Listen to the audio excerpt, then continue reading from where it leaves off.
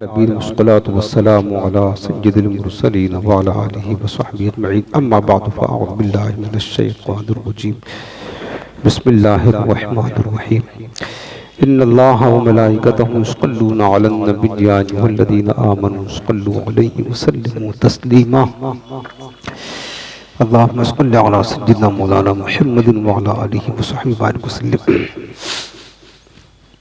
مشکات المصابیح کی حدیث پاک کا درس ہے اور باب چل رہا باب الایمان بالقدر، تقدیر پر ایمان لانے کا بیان۔ پہلی فصل اس کے چل رہی ہے آج جو ہم حدیث پاک سنیں گے تقدیر کے بارے میں۔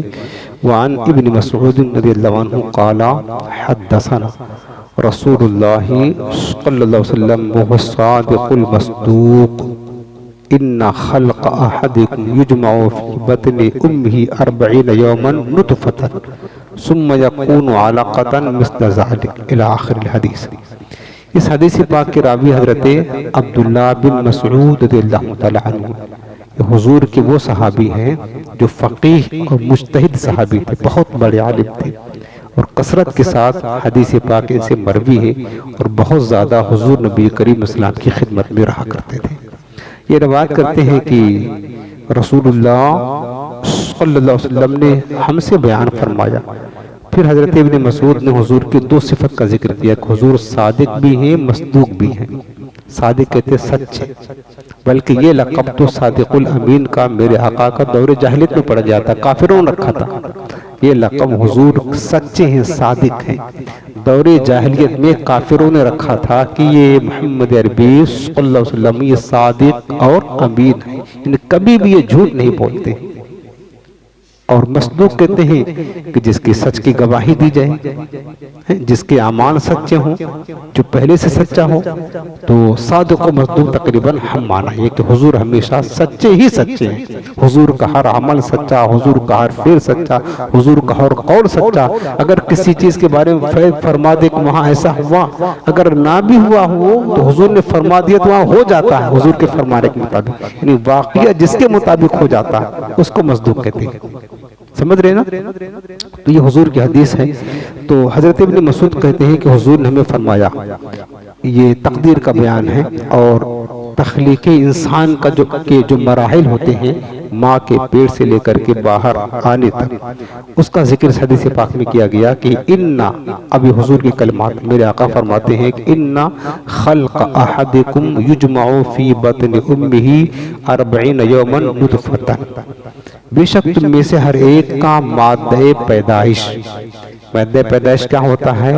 وہ منی کا قطرہ جس سے انسان کا وجود ہوتا ہے، من ماء مہین، اللہ نے فرمایا ہے۔ اور آپ نے اما پارہ کی تفسیر میں کئی جگہ یہ سنا ہے جہاں اللہ نے اپنے قدرت کے دلائل کا ذکر کیا ہے کہ انسان کو ہم نے کیسے کیسے پیدا کیا، کیا تھا، کیا سے کیا بنا دیا، وہ سب آپ تفسیر سن چکے ہیں۔ اس کو کہتے ہیں کہ مادہ پیدائش کہتے ہیں، جو اصل جس سے انسان کا وجود ہوتا ہے وہ ایک قطرے ناپاک ہوتا ہے۔ قطرے ناپاک سے انسان پیدا ہوتا ہے، اس کے بعد جب اللہ اسے نعمتیں دیتا ہے، پروان چڑھاتا ہے، طاقت و قوت دیتا ہے، عزت دیتا ہے، پھر وہ تکبر کرنا شروع کر دیتا ہے۔ کیا ایسے بندے کو جس کا وجود ہی ناپاک پانی سے ہو تکبر زیب دیتا ہے؟ ہرگز نہیں زیب دیتا ہے، لیکن انسان تکبر کرتا، اپنی اوقات بھول جاتا ہے، اپنی اوقات بھول جاتا ہے انسان کہ ہم کیا ہیں حقیقت۔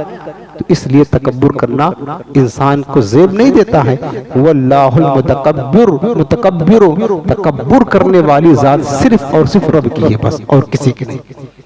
تو یہ اس کو کہتے ہیں مادہ پیدائش، مادہ منویہ، جو نطفہ کی شکل میں ہوتا ہے، مادر رحم میں قرار پاتا ہے، جس سے بچے کا وجود ہوتا ہے۔ تو میرے آقا فرماتے ہیں کہ بے شک تم میں سے ہر ایک کا مادہ پیدائش ماں کے رحم میں، فی بطن امہ، اس کے ماں کے پیٹ میں 40 دن تک نطفہ رہتا ہے۔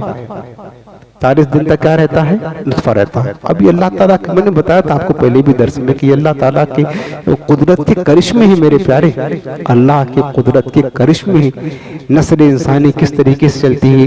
جب ایک عورت اور ایک شوہر کا ملاپ ہوتا ہے، ٹھیک، اس کے بعد جب وہ مادہ منویہ مادر رحم میں جاتا ہے، اس کے بعد جب گرتا ہے تو محققین، اس دور کے محققین ریسرچ کیا کہ ایک بوند نطفے میں لاکھوں بچے پیدا ہو سکتے ہیں، لاکھوں بچے پیدا، یہ اس دور کے محققین ریسرچ کیا ہے، ایک بوند کے مادے منویہ سے لاکھوں بچے پیدا ہو سکتے ہیں، ان لاکھوں میں سے ایک بچے کو اللہ چنتا ہے، کس کو پیدا کرنا ہوتا ہے، ایک اس ماں کے رحم میں جاتا ہے، اور اس کے بعد پھر کیا ہوتا ہے، اسی حال میں سفید پانی کی شکل میں 40 دن تک رہتا ہے۔ اب آگے میں بتاتا ہوں اس کی حکمت کیا ہے۔ اس کے بعد پھر میرے آقا فرماتے ہیں کہ 40 دن تک وہ نطفہ رہتا ہے، ثم یکون علاقۃ، پھر 40 دن جیسے گزرتا ہے تو وہ بن جاتا ہے علاقہ، علاقتیں خون کا لتھڑا بن جاتا، ٹکڑا بن جاتا ہے، خون کی فٹک بن جاتا ہے، یعنی وہی مادے منویہ سفید تھا، اب 40 دن جیسے گزرا تو اللہ کی قدرت سے وہی خون کا ایک لتھڑا بن جاتا ہے، خون کی فٹک بن جاتا ہے، سرخ خون وہ بن جاتا ہے۔ اب مثل ذالک، اسی طرح 40 دن کے بعد ثم یکون مدغۃ مثل ذالک، پھر میرے آقا فرماتے ہیں پھر اسی طرح 40 دن اور گزرتے ہیں اس پر تو وہی جو ابھی تک مادے منویہ تھا، خون بنا، جمع ہوا خون، اس کے بعد پھر اب وہ بن جاتا ہے گوشت کا لتھڑا، جیسے گوشت کی بوٹی ہے نا، وہ مادر رحم میں سب پروان چڑھ رہا ہے۔ یہ سب رب العالمین کے عظیم قدرت کی نشانیاں، کوئی نہیں کر سکتا یار، پوری دنیا کے سائنسدان دنوں رات طاقت لگا دے اس طرح بنا لینا، نہیں بنا سکتے، نہ کوئی مادر رحم بنا سکتا ہے، سب کچھ نہیں بنا سکتا، مادر رحم بھی کوئی بنا نہیں سکتا ہے۔ آخر کار آج کی بھی جن کے اولادیں نہیں ہوتے نا، جو مرد ہوتے ہیں وہ اپنی بیوی سے بچہ نہیں پیدا کر پاتے ہیں تو ٹیسٹ بیوی کے ذریعہ سے ان کا مادہ کسی اور جگہ نہیں، دوسرے عورت کے رحم میں رکھا جاتا ہے، دوسرے عورت کے رحم میں رکھ کر کے وہاں ان کو پرورش دی جاتی ہے۔ اس طریقے سے ایک نئی ٹیکنالوجی ایجاد ہوئی، بچے کی پیدائش ہوتی ہے لیکن پھر بھی کسی اور جگہ نہیں، بچے کی پیدائش کے لیے ماں کا رحم ہی چاہیے تو ہی جا کر بچہ پیدا ہوتا ہے۔ حالانکہ اس کے طریقے جائز ناجائز ایک لمبی تفصیل ہے، بتا رہا ہوں کہ بچے کی پیدائش کے لیے مادر رحم جو رب نے بنایا عورت کے اندر بس، اور کہیں نہیں، انسان میں۔ تو میرے آقا فرماتے ہیں کہ 40 دن کے بعد کیا بنتا ہے، وہ گوشت کا لوتھڑا بن جاتا ہے۔ اب کتنا دن ہو گئے، 120 دن ہو گئے 4 مہینے۔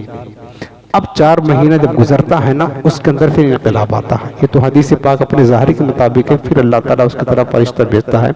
باقی جو سورہ مومنون میں ہے، قرآن عظیم میں ہے، اللہ پاک نے فرمایا کہ ثم خلقنا النطفة علقة فخلقنا العلقة مضغة فخلقنا المضغة عظاما فكسونا العظام لحما ثم انشأناه خلقا آخر، یعنی 40 جو قرآن عظیم ہے، سورۃ المومنون 18واں پارے میں اللہ نے کیا فرمایا کہ 40 دن کے بعد جب وہ گوشت کا لتھڑا بنتا ہے، اس کے بعد پھر وہ ہڈی کی شکل اختیار کرتا ہے، ہڈی وہی گوشت کا لتھڑا کیا بنتا ہے، ہڈی بنتا ہے۔ پھر اللہ پاک فرماتا ہے فَقَسَوْنَا الْعِظَامَ لَحْمًا، پھر اس ہڈی پر گوشت پوش چڑھاتے ہیں، اس کے اعضا بناتے ہیں، ہاتھ پیر وغیرہ بناتے ہیں۔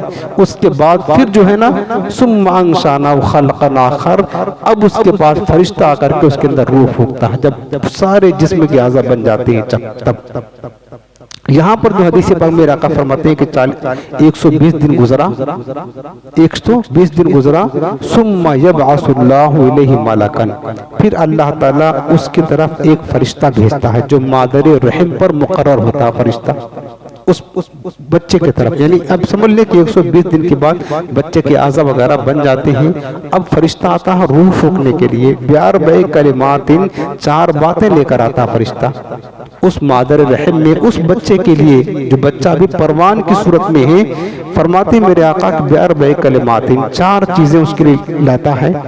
کیا کرتا ہے، فَيَكْتُبُ عَمَلَهُ، وہ فرشتہ اس کا عمل لکھتا ہے کہ زندگی میں کیا عمل کرے گا، اچھا عمل کرے گا یا برا عمل کرے گا۔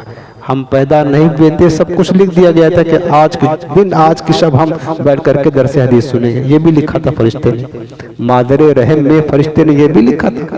فَيَكْتُبُ عَمَلَهُ، حضور فرماتے ہیں کہ فرشتہ اس کا عمل لکھتا، وَأَجَلَهُ، اور اس کی عمر بھی لکھتا ہے، کتنا دن یہ زندہ رہے گا، دنیا میں رہے گا کتنا دن، اسی وقت لکھتا ہے۔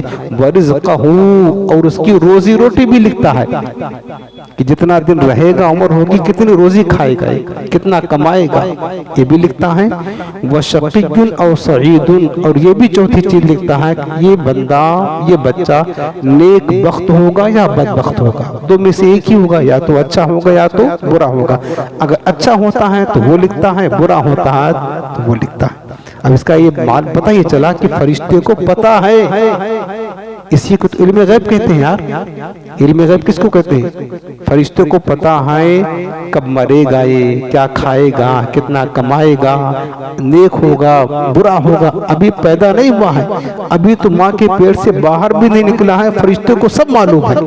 ارے ایک ادنا خادم فرشتے کو جب اتنا سارے علم ہے تو امام الانبیاء کو کتنا علم ہوگا؟ بتاؤ لوگ کیسے کہتے ہیں حضور صلی اللہ علیہ وسلم کے بارے میں کہ حضور کو یہ نہیں پتا، وہ نہیں پتا، کل کی خبر نہیں؟ غور تو کرو، یہ فرشتہ تو ایک خادم کی حیثیت ہے ہمارے حضور کی بارگاہ، یہ انسان کی خدمت پر مامور ہے فرشتہ۔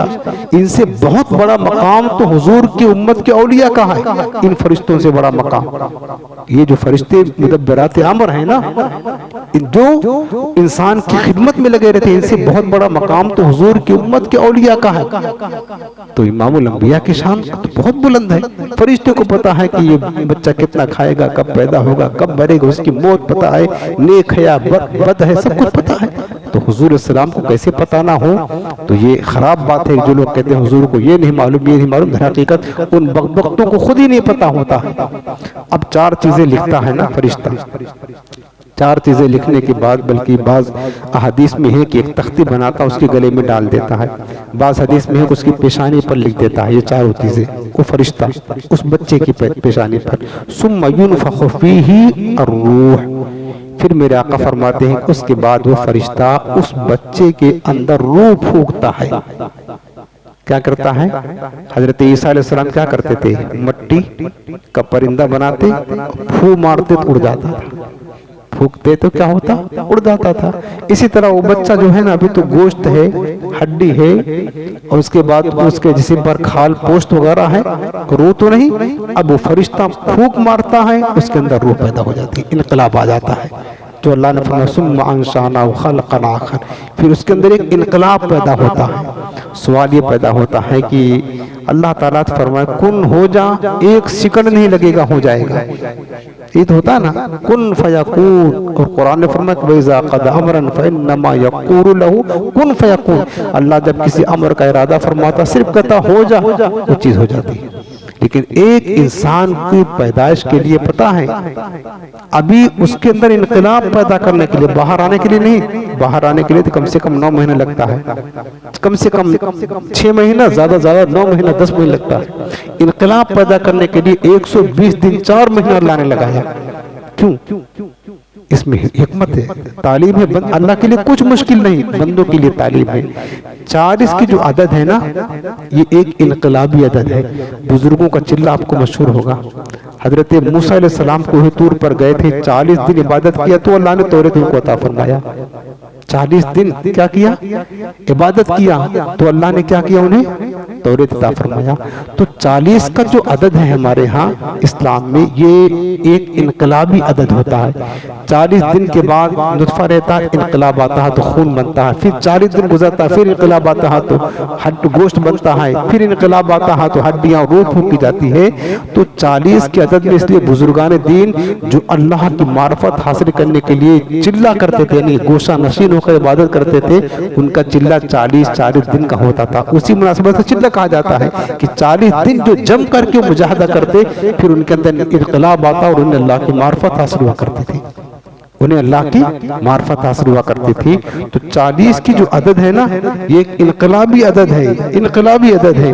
دیکھیں اللہ تعالیٰ نے 40 دن کے بعد یہ سارے انقلابات جو ہے نا پیدا ہوتے رہے۔ اور دوسری چیز یہ ہے کہ بندوں کی کوئی یہ تعلیم ہے کہ اللہ ہو کر جو رب قادر ہے، ہر شے چاہے ہو جا تو ہو جائے، لیکن اللہ نے علی سبیل التدریج دھیرے دھیرے کیا۔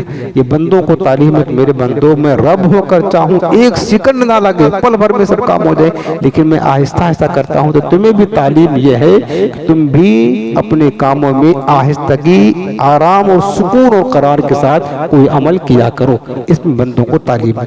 اللہ نے زمین و آسمان کو کتنا دن بنایا پتہ ہے؟ 6 دن بنایا، 1 سیکنڈ نہیں لگتا اس کو بنانے میں، لیکن 6 دن میں بنایا۔ اس میں بندوں کو کیا ہے؟ یہ تعلیم ہے۔ اب جب 120 دن گزر جائے تو میرے آقا فرماتے ہیں کہ پھر اس کے اندر روح ہو کے جاتی ہے، اب اس کے اندر انقلاب پیدا ہو جاتا ہے۔ پھر فوالذی لا الہ غیرہ ان احدکم لیعمل بعمل اہل الجنہ حتی ما یکون بینہ وبینہا الا ذراع۔ میرے آقا فرماتے ہیں اس ذات کی قسم جس کے سوا کوئی معبود نہیں، بے شک تم میں سے کوئی ضرور جنتیوں جیسا عمل کرتا ہے۔ عمل جو کرتا ہے دنیا میں آنے کے بعد تو نیک عمل کرتا ہے، جنتیوں والا عمل کرتا ہے، یہاں تک کہ عمل کرتے کرتے حتی ما یکون بینہ و بینہا الا ذراع، اس کے اور جنت کے درمیان صرف ایک ہاتھ کا فاصلہ رہتا ہے، یعنی موت آئے کہ جنت میں جائے، اتنا کثرت کے ساتھ جنتیوں والا عمل کرتا ہے۔ مگر میرے آقا فرماتے فیسبق علیہ الکتاب، وہ لکھا ہوا جو فرشتے نے تحریر کیا تھا کہ جنتی ہے یا جہنمی ہے، وہ آگے آتا ہے، وہ لکھا ہوا نوشتہ آگے آتا ہے، سبقت کرتا ہے۔ فَيَعْمَلُوا بِعَمْلِ أَهْلِ النَّارِ، پھر وہی بندہ جو ساری زندگی جنتیوں جیسا عمل کرتا رہا، اب یہ جہنمیوں جیسا عمل کرنے لگا، فَيَدْخُلَهَا، حتیٰ کہ وہ جہنم میں داخل ہو جاتا ہے۔ اللہ اکبر، سمجھنے کی بات ہے۔ ساری زندگی کرتا رہا عمل کیسا؟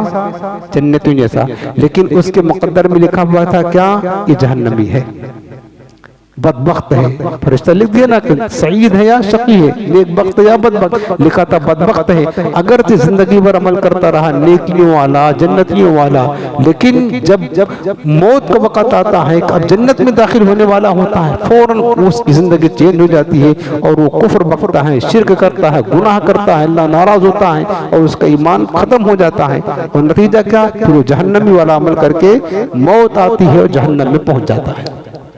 اللہ اکبر، یہ تقدیر اس کو کہتے ہیں۔ وَإِنَّ أَحَدَكُمْ لَيَعْمَلُ بِعَمْلِ أَهْلِ النَّارِ، اور بے شک تم میں سے کوئی ایسا بھی ہوگا جو جہنمیوں جیسا عمل کرتا ہے، حَتَّى مَا يَكُونَ بَيْنَهُ وَبَيْنَهَا إِلَّا ذِرَاعٌ فَيَسْبِقُ عَلَيْهِ الْكِتَابُ فَيَعْمَلُ بِعَمْلِ أَهْلِ الْجَنَّةِ فَيَدْخُلُهَا، یہاں تک کہ جہنمیوں جیسا عمل کرتا ہے ساری زندگی، اب یہاں تک کہ اس کے اور کیا کہتے ہیں کہ جہنم کے درمیان ایک ہاتھ کا فاصلہ ہوتا ہے، یعنی موت کا فاصلہ ہوتا ہے، حتیٰ کہ پھر وہ نوشتہ سبقت کرتا ہے، اس کا لکھا ہوا آگے آتا ہے، اب پھر وہ جنتیوں جیسا عمل کرنا شروع کر دیتا ہے، فَيَدْخُلَهَا، یہاں تک کہ وہ جنت میں داخل ہو جاتا ہے۔ متفق علیہ، یہ حدیث پاک جو آپ نے سنا بخاری شریف میں بھی ہے اور کہاں ہے؟ اور بخاری شریف میں اور مسلم شریف، یعنی حدیث دونوں کتابوں میں صحیح ستہ کہ بخاری میں بھی اور مسلم میں بھی ہے۔ تو یہاں پر اس حدیث پاک سے ہمیں یہ تعلیم ملتی ہے ایک چیز کی، انسان کبھی بھی اپنے عمل پر غرور نہ کرے، اللہ سے ڈرتا رہے کہ اللہ نہ جانے ہمارے مقدر میں کیا ہے۔ اسی لیے ہمیشہ اولیاء، صوفیاء، صحابہ، بزرگان دین، باوجود اس کے کہ وہ عشر بشرہ صحابہ جن کو دنیا میں جنت ہونے کی بشارت خود امام الانبیاء نے عطا فرمائی تھی، لیکن اپنے خاتمہ پر پھر بھی حسن خاتمہ کے لیے دن رات اللہ کی بارگاہ میں روزہ کرتے تھے۔ حدیث پاک میرے آقا نے کیا فرمایا؟ انما الاعمال بالخواتیم، زندگی بھر تم کیا کر رہے ہو اس سے غرض نہیں ہے، مرتے وقت تم کیا تھے، اگر ایمان کے ساتھ گئے اسی کے مطابق فیصلہ ہوگا، کفر کے ساتھ گئے تو اسی کے مطابق فیصلہ ہوگا۔ یہاں پر یہی بات بتائی گئی، یہاں پر یہی بات بتائی جا رہی ہے کہ ہمیشہ اللہ سے ڈرتا رہے۔ بہت سارے لوگ ایسے ہیں، کتنے صحابہ ایسے گزرے ہیں کہ جو ساری زندگی کفر پر تھے، آخری مرتبہ حضور کا دیدار کیا، کلمہ صرف پڑھا، ایک سجدہ بھی نہیں کیا، وہ چلے گئے، موت ہو گئے ان کی۔ وہ ایک یہودی کے جو حضور کا سچا عاشق تھا، حضور سے محبت کرتا تھا، اس کا واقعہ مشہور ہے۔ روایت میں ہے کہ حضور صلی اللہ علیہ وسلم ایک جنگ میں تھے، کفار کے ساتھ مقابلہ تھا، سرکار گھوڑے پر، سرکار کھڑے تھے کنارے، ایک کافر نے دیکھا کہ یہی تو ہیں جن کی وجہ سے جنگیں ہو رہی ہیں، اور وہ گھوڑے پر سوار تھا، سوچا کہ اب موقع اچھا آگے بڑھ کر کے ان کو قتل کر دیتے ہیں تو یہ ختم ہو جائیں گے تو ہم فتح ہو جائے گی۔ وہ جو تھا نا ابھی کہاں تھا؟ حضور کے خلاف جنگ کرنے آیا ہوا تھا، کافروں کی صف میں تھا. جیسے آگے بڑھا, جب اس کی نگاہ حضور کے چہرے پر پڑی تو کیا دل میں اثر انقلاب آ گیا کہ اس کے دل میں اچانک حضور کی محبت پیدا ہو گئی. آیا تھا حضور سے لڑنے, ساری زندگی حضور کی مخالفت میں کفر شرک کرتا رہا. اب کیا ہوا کہ حضور کے چہرے پر نگاہ پڑی تو دل میں اچانک کیا ہوا, جگمگا گیا, روشن ہو گیا, محبت پیدا ہوئی. آگے بڑھا, گھوڑے کو ایڑ لگا کر اور کہنے لگا, پھر گھوڑے پر سوار ہے, کہنے لگا اے محمد یہ بتاؤ اگر میں کلمہ پڑھ لوں آپ کا تو بتائیں آپ کیا دیں گے ہمیں. حضور نے فرمایا اگر تو کلمہ پڑھ لے گا اسی پر تیرا خاتمہ ہوگا اللہ تو یہ جنت دے گا. کیا فرمایا؟ جنت دے گا. کہا ٹھیک ہے سودا سستا ہے, آپ پڑھا دے کلمہ. گھوڑے پر سوار تھا بھی اس نے کلمہ پڑھ لیا. جب کلمہ پڑھا تو حضور کی محبت اور پیدا ہو گئی. اب اس نے کیا سوچا کہ کلمہ پڑھ لیا, اتر کر کے سرکار کا مبارک ہاتھ بھی چوم لوں. جیسے اتر رہا تھا گھوڑے پر اس کا پاؤں پھسلا گر گیا, اور جیسے گرا اسی وقت اس کی موت ہو گئی. سبحان اللہ, اسی وقت کیا ہو گئی, اس کی موت ہو گئی. اب میرے عزیزوں بتاؤ ساری زندگی کیا کیا اس نے؟ لَيَعْمَلُ عَمَلَ أَهْلِ النَّارِ, جہنمی والا عمل کیا, لیکن اس کی قسمت میں لکھا تھا, تقدیر تھا, یہ صحابی بن کر کے جائے گا. صرف مومن نہیں, حضور کا صحابی. وہ بندہ وفات پایا, ایک بار سجدہ بھی نہیں کیا اس کی زندگی میں, ایک سجدہ بھی نہیں, ایک بار سبحان اللہ بھی نہیں, صرف کلمہ پڑھا اس نے, وہ ایمان لانے کے لیے. بڑے سے بڑے غوث قطب سے افضل ہے وہ, بڑے سے بڑا غوث جو صحابی نے اس سے بھی افضل ہے. تو یہ ہوتا ہے جنتی جیسا عمل کرنا. ایسی طریقے سے بعض بدبخت ایسے بھی ہیں جو زندگی بھر نیک عمل کرتے ہیں, مسلمان ہوتے ہیں, لیکن خاتمہ اچھا نہیں ہوتا ہے. حضرت عبداللہ بن احمد مؤذن رحمۃ اللہ تعالیٰ علیہ, ڈرنا چاہیے. وہ فرماتے ہیں کہ میں طواف کعبہ مشغول تھا کہ کیا دیکھا کہ ایک شخص ہے غلاف کعبہ کو پکڑ کر زاروں قطار رو رہا تھا اور ایک ہی دعا کرتا تھا, مالک میرا خاتمہ ایمان پر کرنا. بس کیا کہہ رہا تھا؟ مولا میرا خاتمہ ایمان پر کرنا, میری موت ایمان پر دینا. عبداللہ بن احمد مؤذن کہتے بار بار میں جب اس کے طواف کرتے کرتے اس کے پاس سے گزرتا, اس کی آہوزاری گریہ وزاری دیکھ کر کے میرا دل ڈہل جاتا. ہر بار ایک ہی دعا, مجھ سے نہ رہا گیا. میں اس کے قریب گیا, میں نے کہا بھائی کیا معاملہ ہے, تو ایسے در پر آیا, جو مانگے گا سب ملے گا, تو ایک ہی چیز کیوں مانگتا ہے, اور تو مانگ کچھ. وہ کہنے لگا عبداللہ میں اور کیا مانگوں, میں تو خود اپنے خاتمے پر سے ڈرتا ہوں کہ میرا خاتمہ کیسا ہوگا. کہا کیوں؟ وہ بتا رہا ہے, وہ بندہ جو طواف کرتے جو غلاف کعبہ سے لپٹ کر دعا کر رہا تھا, کہنے لگا میرے دو بھائی تھے, دو. ایک بھائی جس نے 40 برس مسجد میں فی سبیل اللہ خدمت کی, آزان کی دی, فی سبیل اللہ زندگی گزار دی عبادت میں, لیکن جب اس کی موت کا وقت آیا اس نے ہم سے قرآن مانگا. ہم نے سوچو قرآن لے گا, پڑھے گا, برکت حاصل کرے گا. جب میں نے اسے قرآن دیا, وہ کہنے لگا اس کا بھائی قرآن لے کر لوگوں گواہ ہو جاؤ, اس قرآن کے احکام سے ہم بیزار ہیں اور ہم نے اسلام کو چھوڑ کر کے یہودی مذہب اختیار کیا, اور اسی پر اس کی موت ہو گئی. اللہ اکبر, اسی پر موت ہو گئی. پھر کہتے ہیں کہ میرا دوسرا بھائی, اس نے بھی 30 برس مسجد میں خدمت کی, 30 برس. اس کا حال یہی ہوا, آخری وقت میں وہ جو ہے نا نصرانی مذہب اختیار کیا, مر گیا. اب مجھے ڈر ہوا کہ میں تیسرا بھائی ہوں, کہیں ایسا نہ ہو کہ میرا انجام بھی ایسا نہ ہو. اس لیے اللہ کے گھر کا غلاف پکڑ کر کے رو رہا ہوں, مالک تو میرا خاتمہ اسلام پر کرنا, اسلام پر کرنا. پوچھا کہ بتاؤ پھر تمہارے بھائیوں کا جرم کیا تھا, کس وجہ سے؟ تو وہ کہنے لگا کہ میرے بھائیوں کا جرم یہ تھا کہ وہ میرے دونوں بھائی غیر عورتوں سے دوستیاں کیا کرتے تھے, غیر عورتوں سے دوستیاں کرتے تھے, اجنبی عورتوں سے جو ہے نا دلچسپی لیتے تھے, اسی وجہ سے ان کا خاتمہ برا ہو گیا. میں نے کیا بتایا حدیث پاک میں کہ دیکھو ساری زندگی عمل کیا, کیسا جنتیوں جیسا عمل کیا, لیکن کیا ہوا, کتاب کا لکھا ہوا آگے آیا, عمل جہنمیوں جیسا کیا, فیدخلھا, اور جہنم میں داخل ہو گیا. میرے عزیزوں ہمیشہ اللہ رب العالمین سے حسن خاتمہ کی بھیک مانگا کرے, ڈرا کرے. پہلا چیز خاتمہ, خاتمہ. اگر ایمان سلامت دے کر گئے نا, خدا کی قسم کامیاب ہو گئے. خدا کی قسم بچنے کا راستہ ہے، جنت میں جانے کی گارنٹی ہے، اگرچہ گناہ ہی کیوں نہ ہو لیکن گناہ اللہ معاف کر دے گا، نہیں معاف کرے گا جہنم میں بھیجے گا تو پھر بھی وہاں سے اللہ اپنی رحمت سے نکالے گا، جنت میں ضرور داخل کرے گا۔ ایمان اگر رائی کے دانے کے برابر بھی ہے تو، لیکن اگر ایمان چرا گیا نا، ضرور نہیں کہ جو مشرک کھلی عام کفر شرک برتتے ہیں یہی صرف کفر پر مرے، نہیں بلکہ تہجد پڑھنے والے بھی، علم دین کی خدمت کرنے والے بھی، بڑے بڑے اولیاء، کسی بات پر اللہ ناراض ہوا ان کا خاتمہ کفر پر ہوا، میرے عزیزوں کفر پر ہوا خاتمہ۔ تو ہمیشہ اللہ سے ڈرتے رہنا چاہیے اور خاتمہ ایمان پر ہو، ہمیشہ اس کی دعا کرتے رہنا چاہیے۔ اللہ بس نور قرآن سے، حضور کی حدیث سے ہمارے سینے روشن فرمائے، اللہ حضور کی محبت میں جینا اور ہمارے آقا کی محبت میں اللہ بڑھنا نصیب فرمائے، آمین بجاہ نبی کریم۔